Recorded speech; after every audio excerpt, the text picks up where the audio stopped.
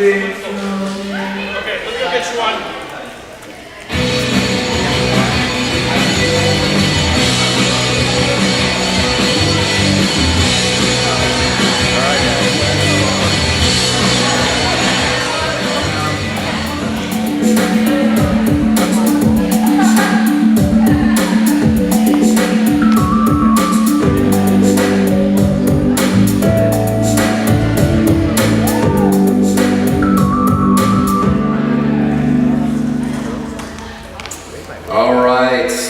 Raise your hand if you were at J.High Winter Retreat 15. Yeah! Had an incredible time. Had an absolutely amazing time with you guys. It was awesome. We took a poll last night on the bus. The average rating on a scale of 1 to 10 was a 9.23 out of 10. So I guess you guys had a pretty good weekend. So we weren't overselling it and overhyping Winter Retreat. Huh? It was that good, was it? All right. It was even better then. Okay. Good to know. Good to know. If you're new, I'm Pastor Adam. This is the fourth and final week of our series, F Word. We're kind of doing two things. We're wrapping up Winter Retreat today and also wrapping up our J.High January series, F Word. It's not the word you're thinking of. We're actually discussing several key theological concepts that begin with the letter F. 3 weeks ago, intern Kyle discussed forgiveness. 2 weeks ago, I taught on faith. And last week, I covered fellowship, which we did a lot of with each other this weekend on Winter Retreat, right? Growing closer to each other. This week our message is titled, wait for it. Go ahead, pull it up, Joe. Future! That's right, you guys get it, that's good, that's good. Future. Specifically, your future. The immediate future of J.High. Where are we going? Where are we going? If you're at Winter Retreat, Greg and his team taught extensively about reaching that one person for Jesus. Raise your hand if you wrote it in marker on your hand yesterday. Yeah. You want to know what Greg was talking about? He's talking about what we talk about here in J.High. That one friend of yours is, go ahead and pull the next slide. This is the future of J.High. It's bring one. Bring one, write it down, the Bring One initiative. So even though Greg didn't actually call it Bring One like we do, that is what we're talking about. What Greg talked about and what his team talked about and dare to share is what we've been talking about the last few weeks in J.High. The future of J.High is Bring One, that person you wrote on your hand. Who are you going to reach for Jesus? And the Bring One initiative. I chose the word initiative. I said this is going to be our new theme in J.High for 2015. Because initiative, if you look it up in the dictionary, it means a change for the better. J.High is going to get not only bigger, we're not only going to grow, because that's what Jesus wants us to do. No, we're going to become better. It's an initiative. So that's why we call it the Bring One initiative. That's why if you follow us on Instagram, who's our Encounter J.High Instagram followers? Raise your hand, yeah? You see we take most of the pictures with hashtag Bring One. That's our initiative. That's what we're all about here in J.High. So if you talk to a friend and you're like, you go to church, what's your church about at J.High? What's that about? It's about Bring One. Bring One. What does that mean? It's about bringing that one friend that you know to Jesus. You don't have to bring 5 people, you don't have to bring 10 people, but Jesus is calling you to bring one, to reach one. And that's what they were talking about this entire weekend at Dare to Share, is reaching that one friend.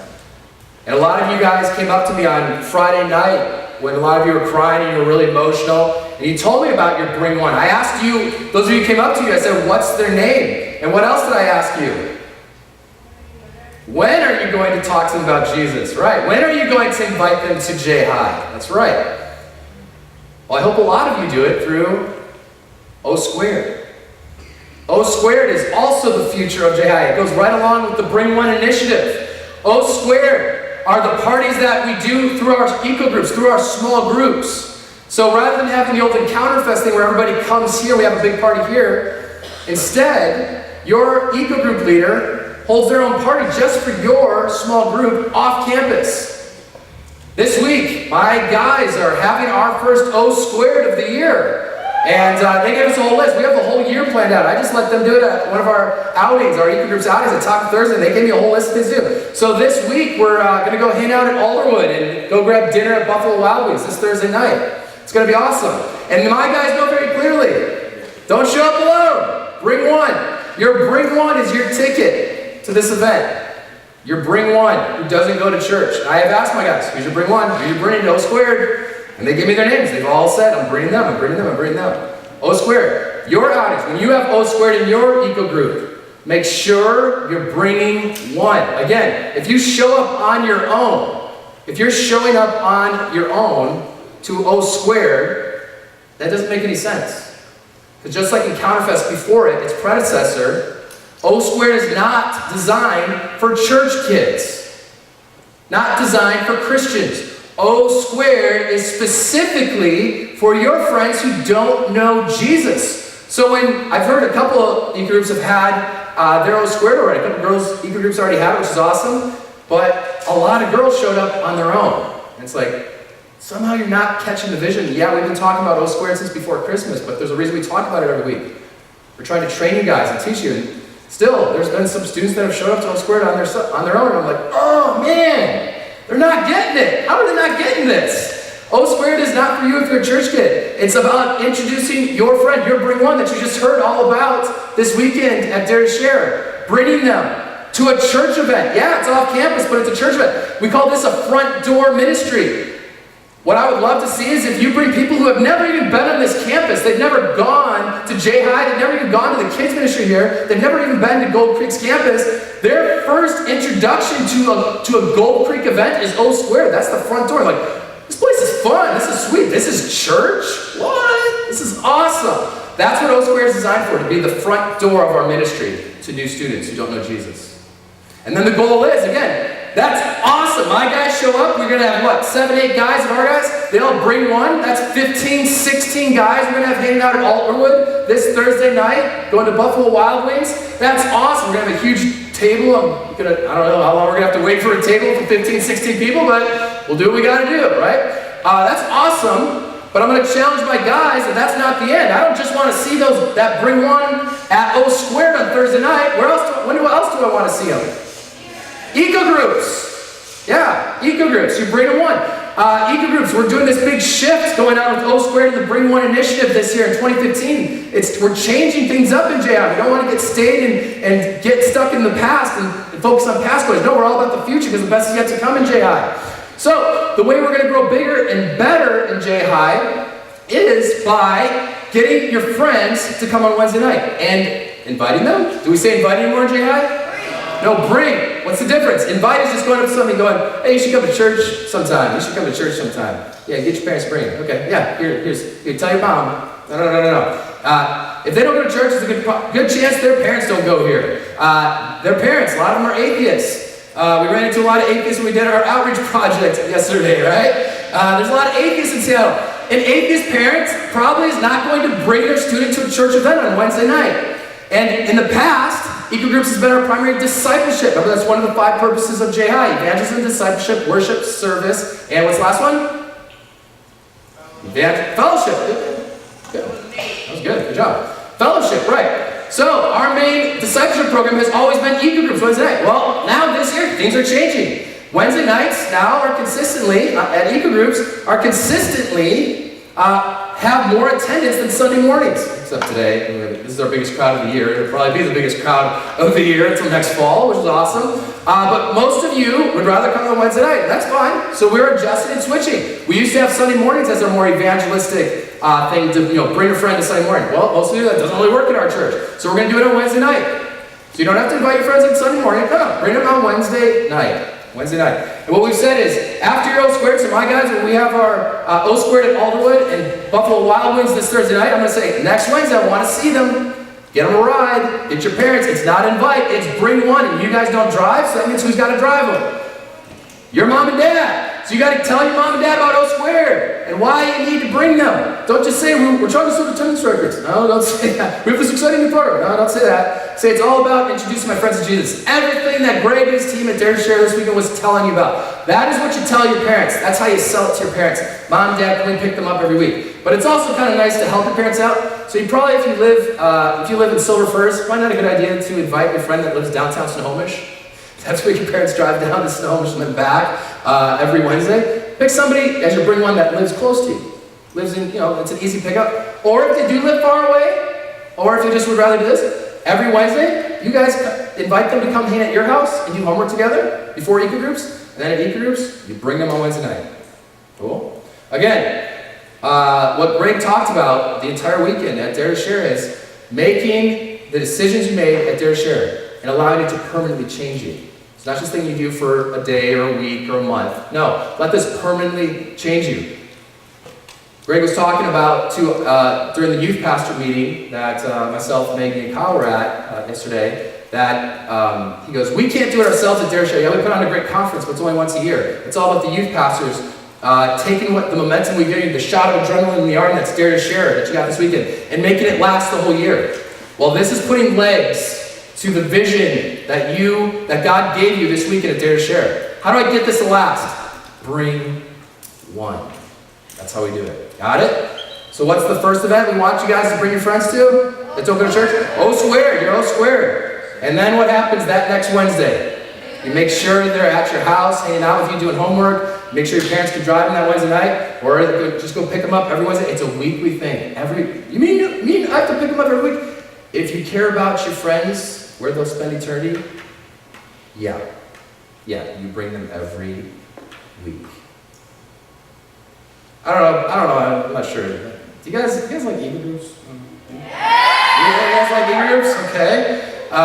Don't you want to have your friends who don't know Jesus to experience what you love so much about eco groups? Because you can't do it on your own. So we've had a lot of encounter fests and stuff like that where we've shared the gospel and people raise their hands and we're like, awesome, that kid got saved. I've never even seen that kid before. And then the next Sunday we're like, all right, where's that kid? He's gone. Where'd he go? He's gone. Because he didn't plug in.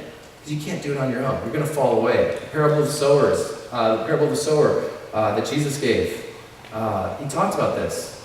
That if you're not deeply rooted, you're going to fall away. If you don't put down roots. Well, we put down roots and grow in our faith through eco groups. Again, I've always said, you don't grow in rows. Just in rows. You grow in circles. Eco groups. That's how we grow. So I've always said, if you're a JAG student and you're not attending eco groups, I can guarantee you're struggling in your faith. How'd you know that? How did this happen? Because the Christian life was never meant to be lived alone. It's meant to be lived in community. That's what eco groups is. It's an abbreviation for ecology.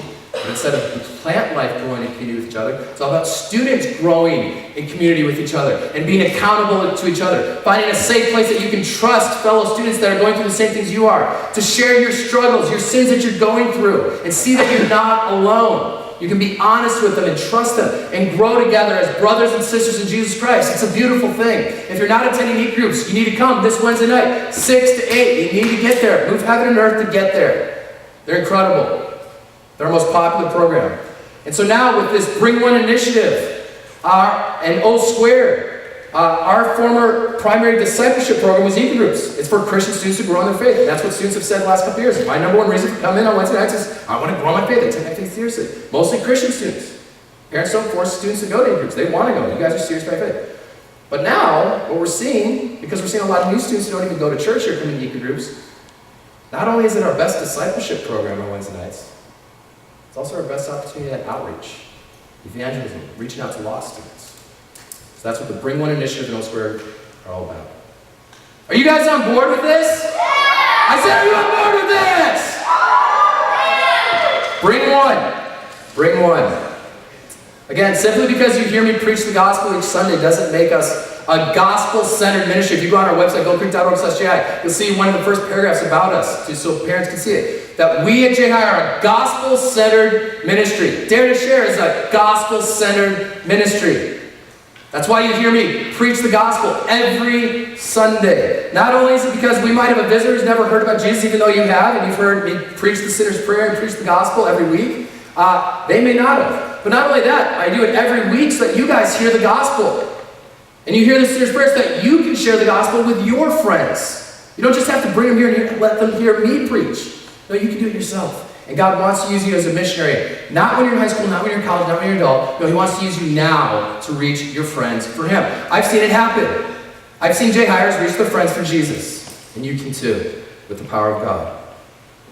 But we will never be a gospel-centered ministry until the majority of Christian students in J.High are willing to go all in for Jesus and share His gospel with their friends.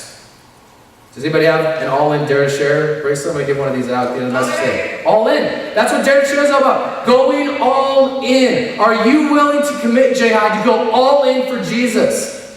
To reach your friends for him? Even though it can be scary. Even though it might cost you socially. I might lose my social status. Yeah, you might.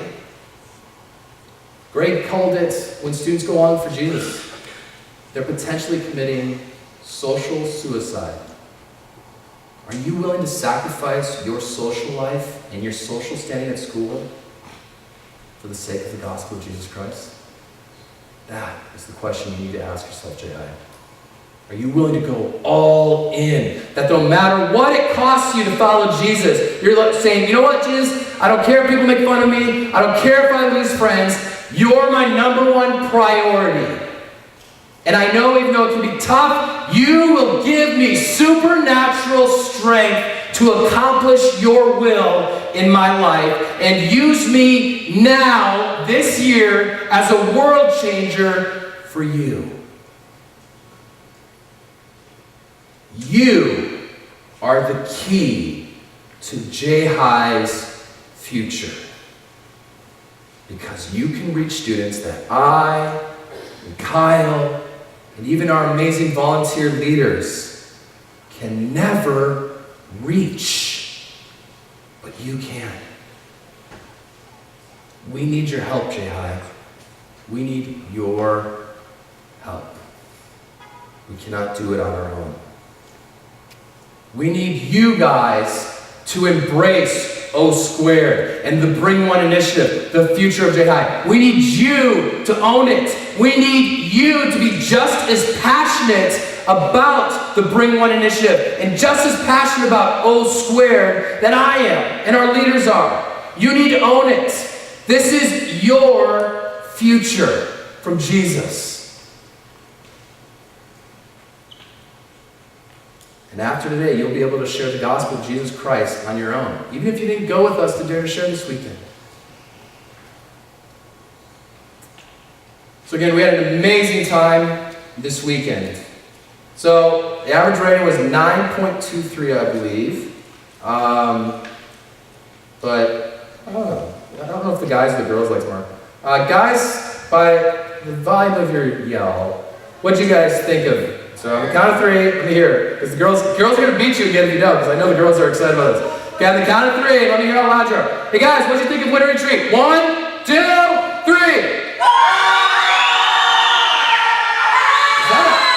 That was a guy? Wow, okay. All right. Puberty's coming. All right, that voice is going to drop soon. All right. All right. Girls, what'd you think of Winter Retreat? Now, 1, 2, 3.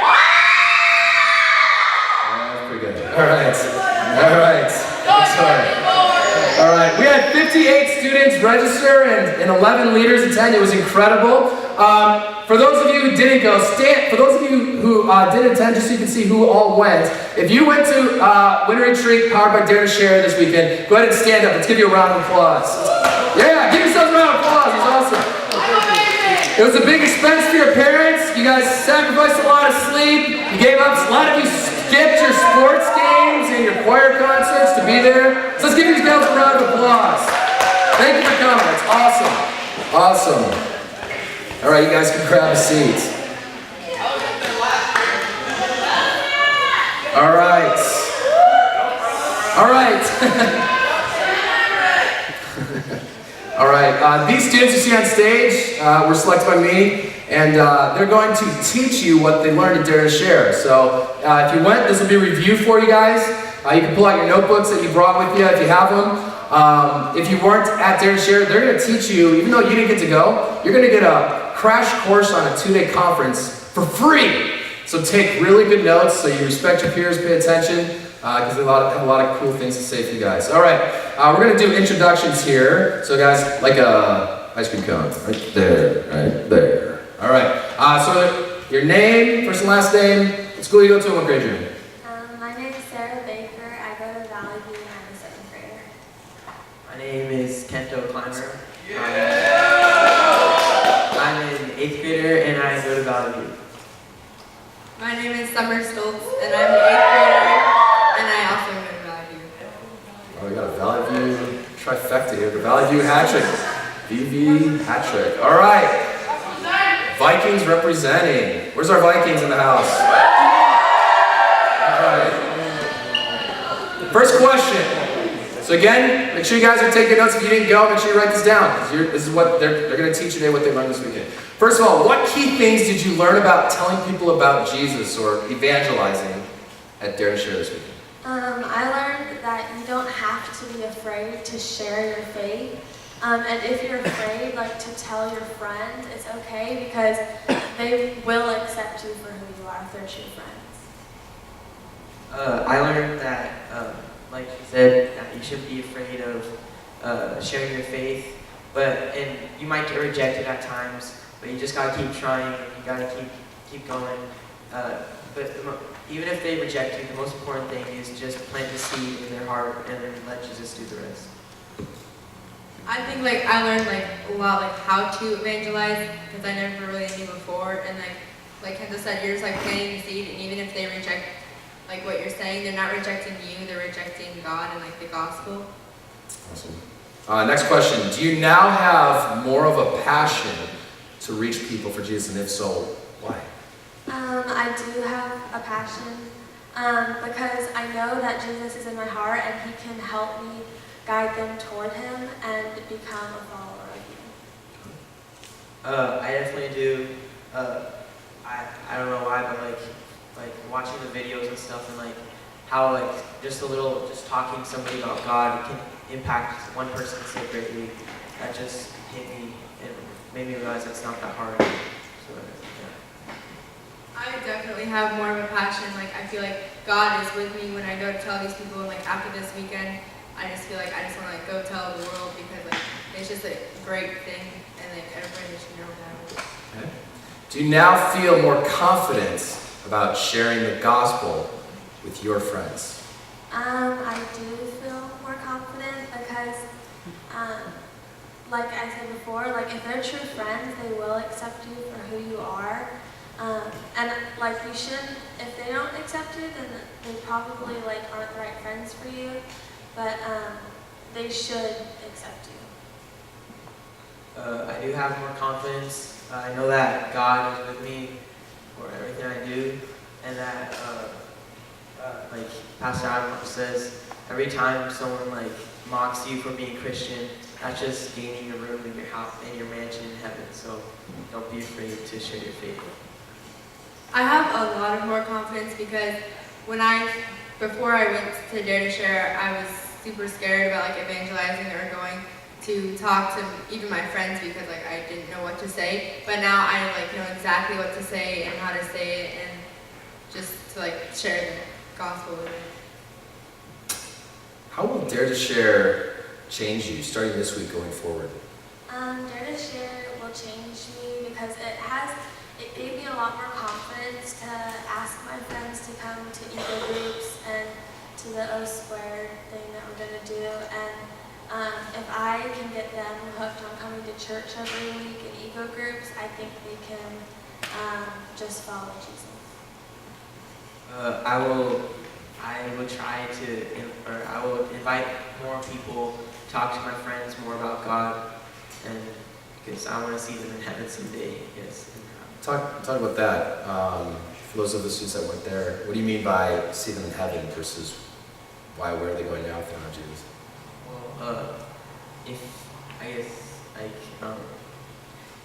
can't go to heaven alone. You need God. He will carry you 99 of the steps, and then you have to take that final decision, a final step. So, yeah. If for someone else, I like hearing Kento talk. Kento, they talked this weekend about the urgency to reach your friends. It is the clock is running. Why is there an urgent need to share Jesus and the gospel with your friends that are lost? If right now is an age, it's a critical time to talk. People start doing drugs and alcohol and partying and stuff. So right now they need Jesus, or else they're just going to keep spiraling down in the wrong way, and they'll eventually just end up in hell. Yes. All right. So that's the urgency that they talked about. I feel like after this weekend I changed my life because I really like am excited to go tell people about the gospel and like to share it with my friends so that I can grow my faith with them, and it's like super cool experience to do that. Do you guys have anything else that you'd like to challenge your fellow students that went to Dare to Share, or the students that didn't go? Anything else you'd like to encourage them with?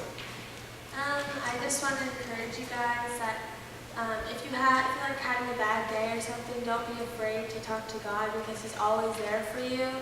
Or if you just need to talk to a friend, they're going to be there for you. I want to say, like, if you know somebody that's like having a hard time or you're not quite connected with the church, that you should pray for them every day. And, yeah. If you went and like you wrote someone down, or if you didn't go and you had like that bring one, I would challenge you to like actually go through with it and talk to them and pray for what they need to be prayed for, or if they don't say anything that they want to be prayed for, just like pray that they will find Jesus and that they will like, and then keep inviting them to eco groups and stuff. Okay. All right. The next section they're going to teach you on is known as the gospel acronym. Raise your hand if you can do it. You have it memorized? All right. All right. We're going to go in order, so each of them are going to take two. So if you're new again, write down GOSPEL. Life in 6 words. Okay. EL. GOSPEL. Thank you. I'm a little tired. GOSPEL. So you guys know what an acronym is? You guys know what an acronym is? You know, NASA. Got it? Space Mission. Okay. That's what this is, the gospel acronym. So they're going to each take 2 letters. So we're going to start with G. G is God created us to be with Him. And O, our sins separate us from God. So go ahead and write those down if you weren't at Dare to Share. You can see it on the screen there. So that's G. There's O. Our sins separate us from God. And again, this is how you know how to lead people to Jesus. You hear me do it every Sunday, but sometimes it seems like it's a little overwhelming if you don't have your notes or something. If your friend asks you about Jesus, you're like, what do I say? Just remember gospel, the acronym. So G, God created us to be with Him. This is what you tell your friends. This is according to the Bible, God created us to be with Him, but our sin separate us from God. Next, So S. the next letter is S, which stands for sins cannot be removed by good deeds. Which means we Sins can't. cannot be removed by good deeds. It simply means we cannot save ourselves. We cannot save ourselves by being good people or doing good things. Next letter is P, which stands for paying the price for sin. Jesus died and rose again. Okay? This is Jesus dying in our place on the cross, even though He was innocent. We were guilty as guilty sinners. We deserve the cross. Jesus said, I want to die for you because I love you. I'm going to die in your place on the cross. He defeated Satan in death when He rose from the dead on the first Easter 3 days later. Next. Okay. E, everyone who trusts in Him alone has eternal life. And L, life with Jesus starts now and lasts forever. So everyone who puts their faith in Jesus, the Bible tells us if you accept Jesus as your Savior and the penalty He paid for your sin on the cross, and believe that He defeated Satan in death when He rose from the dead, you will be saved. You can have 100% confidence and spend eternity with Him in heaven. But Jesus is the only way. Not other religions, not other gods. Jesus is the only way to heaven. And life with Jesus starts now and lasts forever. That means you need to start living for Jesus now. It's all about changing. A lot of you have accepted Jesus as Savior in the last few months. You look before you met Jesus, are you a different person? Have you changed? Do your friends see how you've changed? You need to make Jesus number one in your life. You need to follow His plan for your life. So that means not making plans on your own apart from God. Well, I'm going to be on Sports Center on Bell. Or I'm going to be in the NFL. Really? Did you check that with Jesus? He might have a different plan for you. Following Jesus' plan for your life. And we get to spend eternity with Him in heaven forever. And like Kento said, without Jesus, we are all doomed and bound for hell because of our sin. And in the past, Greg has said this, that imagine on Tuesday when you guys go back to school, or You have school tomorrow? Tuesday. When you go back to school on Tuesday, imagine 90% of the people at your school have this tattooed on their forehead. Bound for hell. That's a stark reality and a stark truth, and that should upset you. But it should also cause you and have a passion burn within you to do something about it. To tell them about Jesus. So that tattoo can be removed and they can spend eternity with you in heaven. So that's how you lead someone through the gospel. That's how you remember the steps. You guys know the sinner's prayer. You say it every Sunday. If they want to pray to accept Jesus as Savior, you'll hear it again today. But there's also things that you need to kind of start, kind of icebreakers. And Summer's sister last year, she was on stage here when we did this last year, referred to it as AAA, and I don't really have a better title for it. So we're going to use Cheyenne's term, AAA. Who wants to talk about AAA? Kent, you want to talk about it? Sure, I'll talk about it. All right. So, the 3 A's stand for ask, admire, and ask stands for like asking. If you want to talk to someone about their faith, ask them what their faith is and what they believe, and if they're Christian or not. And so, if they are Christian, that's great. But if they aren't, next step you need to do is admire their faith. Don't disrespect it. Don't talk bad about it. Don't trash your faith. And then the third one is admit, which stands for, which is tell them what you believe, and tell them about God and the gospel. Yeah. So ask then is ask them questions. This is how you start a conversation about faith. So your friends at school, maybe they're atheists, maybe they're of a different religion, maybe you don't know, maybe they think they're Christians, but they don't have a relationship with Jesus. Ask them questions about what they believe. Not to trap them, but to understand them and break down any relational barriers that are keeping them from considering Jesus. And again, we did an outreach project yesterday where the girls went to a mall and the guys went to a park, and we talked to people, and there were some rough situations. We ran into, the guys at the park ran into a lot of atheists, and a couple guys went up to this couple that were walking the dog, and I was watching from a couple hundred yards away, and I could see they started talking to him, and one of the guys said, we're from a church conference, and we just want to talk a little bit about faith. And I could see the guy turn his back immediately away from him. Like he got this almost violent reaction. He turned away. I'm like, uh-oh. I told the other guys, like, this isn't good.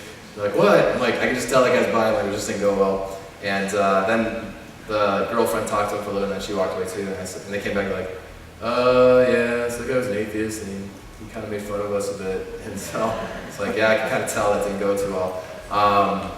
And so that's tough. We don't do these outreach projects. Dare to Share has us do these every year. Hardly anyone actually gets saved through these interactions because there's no relationship built. They talk about the importance in Dare to Share about having a relational bridge between your heart and the other person you're sharing the gospel with. If you have a stranger, that relational bridge isn't there. It happens once in a while. If you walk to somebody in a Walmart or talk to somebody on a plane about Jesus, I've done that a couple times, or I've talked to somebody about Jesus. Sometimes they'll get saved, but usually they won't. Because there's no relational bridge for Jesus to walk from you to them. Not to say that Jesus can't save people like that, but it's just very rare. Usually, you can reach people that you know. You already have the relational bridge with your friends. So it's much easier, the students learn this, it's much easier to share the gospel with your friends who you already have a relational connection with, so that Jesus can walk from your heart to theirs, than talking to somebody you don't know. So this is what you do when you start. Ask your friends at lunch on Tuesday, or on the sports field, or in the locker room, or in the hallway at school. Ask them questions about what they believe, not to trap them, but to understand them and break down any relational barriers that are keeping them from considering Jesus. That's how you start a spiritual conversation. So be watching this week, going forward. Watch for those divine appointments, those opportunities God gives you to share the gospel with your friends. Watch for those. Next is admire everything you can about what they believe in order to help people open up, even if they're atheists. If you're an atheist, I appreciate your devotion to science. Okay? Or if they're Mormons, raise your hand if you have a Mormon friend. I have Mormon friends. Okay? I appreciate, even though I don't agree with what your view of God and what you guys believe in that. You know what? I really respect your guys' views of family. You guys are very family-centered. You have a lot of family values. I really respect that. Don't bash other religions. Okay? But don't affirm their heresy or their false teachings, their false beliefs. Don't say, yeah, that's good. That's your truth. I have my truth. No, that's what the world teaches. So you don't have to say that. Don't affirm their false beliefs. But say, thanks for your honesty. I appreciate that. Even though I don't agree with everything you're saying, but I appreciate you being honest with me and talking to me about this. Find areas of common ground you can compliment them on. Like I said, Mormons and evangelical Christians like us here at Gold Creek. A lot of commonality in our views on families. A lot of same family values. And I know that's why a lot of you guys have a lot of Mormon friends, because a lot of the things that they value, we value as evangelicals. C, admit that the reason you are a Christian, this is where you kind of start turning the screws a bit. Admit that the reason you're a Christian and you think Jesus is the only way is that you've fallen short and you need someone to rescue and save you. I can't save myself. Every other religion world says you can save yourself. Christianity says no, we can't. We need a savior, and that someone's Jesus. All right, our last thing that these three are going to teach you is the cause circle. Who wants to do this one? So, you want to take this one? All right, go ahead. Okay, so the cause circle, you're gonna that bring one, or that person that you have to pray for one, you're going to pray for them, and pray for them to find Jesus or pray for whatever they ask for, and then pursue, you're gonna keep asking them to come to church, bring them to church and ask them come to Eagle groups or your O-squared outings, and then persuade, when you have those conversations about Jesus or about the gospel, you want to do as much as you can to tell them about it and persuade them that is the truth, to know about it. Okay, and some are, so we're supposed to pray with passion. Pray for bring one. Pursue them with love. And I told some of the students yesterday that even though the gospel message, the fact that we're just Jesus followers, is offensive to the world, and it is. It's in Scripture, we see this. The gospel is an offense to unbelievers. It's an offense to the world. And Jesus said it himself. Jesus said, the world hated me. They hung me on a cross. And if you're my true followers, guess what? You're not going to be popular with the world. No.